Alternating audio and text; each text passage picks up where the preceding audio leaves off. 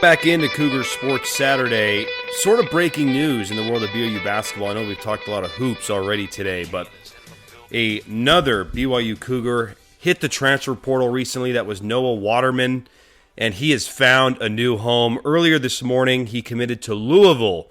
They hired a new head coach, Pat Kelsey. He was at the College of Charleston and Winthrop before that. He replaces Kenny Payne in Louisville. So the Louisville Cardinals have taken BYU's front court. Starting center Ali Khalifa goes to Louisville. And now you're starting power forward Noah Waterman. He goes to Louisville as well. And this one is painful for BYU hoops, not necessarily because Noah Waterman was a fantastic player. He had his moment, sure.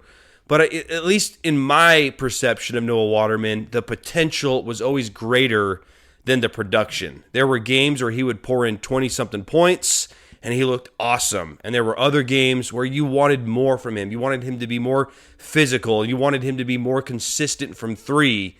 Think about last year, his first year at BYU, the final year, I'm thinking 2 years ago now, in the WCC, where in conference play, he kind of fell off. So not consistent was Noah Waterman, but there was always great potential, and you loved the fit this season with that starting unit, especially now that they added Keita. You've maybe put Waterman in at the 4 because Keita is so dominant around the rim. You don't need him to be as physical down low because, let's be real, Ali Khalifa was not the most physical center BYU's ever had, so Waterman had to pick up some of that load. That would not have been the case this season at BYU with Keita and Foose being healthy. So from that perspective, you love the fit with Dallin Hall and Dawson Baker and Trevin Knell and Waterman, pick and pop threes. You loved the fit and what he could have become under Kevin Young, someone who has developed a lot of players in the NBA. That's where it's painful. Just that the fit on paper seemed really good with the roster that was there, and now you lose that because he commits to Louisville. Yeah, my heart goes out to our dear friend Linda, our regular caller in Cougar Nation. She loved Noah Waterman. He's going to play his last year at Louisville alongside Ali Khalifa, though I think Khalifa will be redshirting this year as he gets back from a knee injury. So they won't share the court together in Louisville. But it's a loss, primarily because the portal is drying up a little bit. There's still a lot of names out there, but a lot of the guys that I think BYU has wanted or could have fit that role maybe are off the table. And there's still some great names on the table. Don't get me wrong. There's options. It's not doom and gloom for BYU basketball by any stretch of the imagination. You just knew what you had with Waterman, and you would have loved to see what he could have done his third year at BYU. So, look, there's a lot of roster spots open left. You look at the guys that are for sure committed to the team. We already talked about Dallin Hall, Trevin Knell, Dawson Baker, Trey Stewart. You have Keita, Foose Traore. You got a couple walk-ons, Townsend Triple, and hey, this might be pie in the sky and it might be unrealistic, but could Triple develop into somewhat of what Waterman provided you?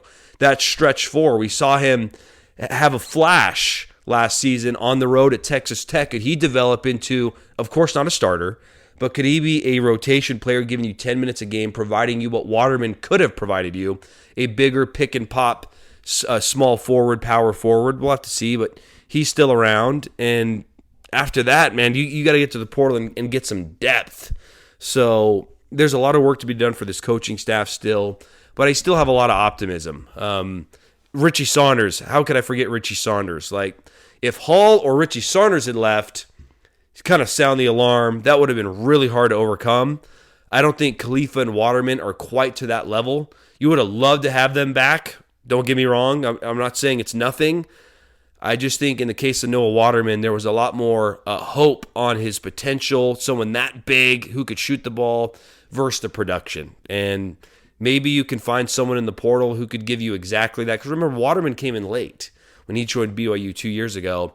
There's plenty of guys out there maybe who could fit that mold, fit that role, and that's what Kevin Young and his staff have to do to replace Waterman, who entered the portal at the last possible moment before the window closed for BYU hoops.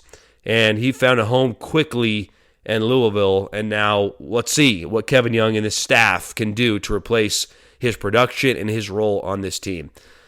Let's take another break. A lot more to go here in Cougar Sports Saturday, but in case you missed it, Noah Waterman is leaving BYU. He's committed to Louisville. Taking the break. Back with more Cougar Sports Saturday, powered by KSLSports.com.